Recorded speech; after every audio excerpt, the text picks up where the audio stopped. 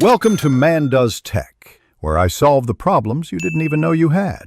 You will start by making a safety net, create a system restore point, and note your PC model. Once done, download the latest NVIDIA driver and the display driver uninstaller and place them in a known folder. Now reboot into safe mode. This prevents NVLDDMKM.SYS from loading so you can remove corrupted drivers cleanly. Make sure to close background apps and disable antivirus briefly so they can fully uninstall the old NVIDIA stack. You're now ready to remove the driver safely. You'll run the and select NVIDIA, then click Clean and Restart. This removes registry entries and broken NVLDDMKM.SYS traces. Once the PC boots normally, run the official NVIDIA installer you downloaded.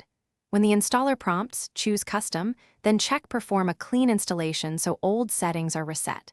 Install only the components you need. Avoid optional packages if you want minimal risk. After install, reboot again. This reinitializes the display driver stack and should stop the NVLDDMKM.SYS crashes. You need to validate the fix. Run a graphics stress test or game and watch Event Viewer for any NVLDDMKM.SYS errors. If crashes continue, switch temporarily to the Microsoft Basic Display Adapter to isolate the issue, and then try an older NVIDIA driver version. Make sure to update your motherboard BIOS and chipset drivers as they can affect GPU stability.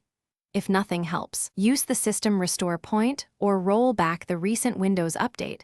That often resolves driver conflicts. Keep notes on.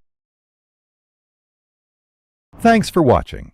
If you found this helpful, don't forget to like and subscribe.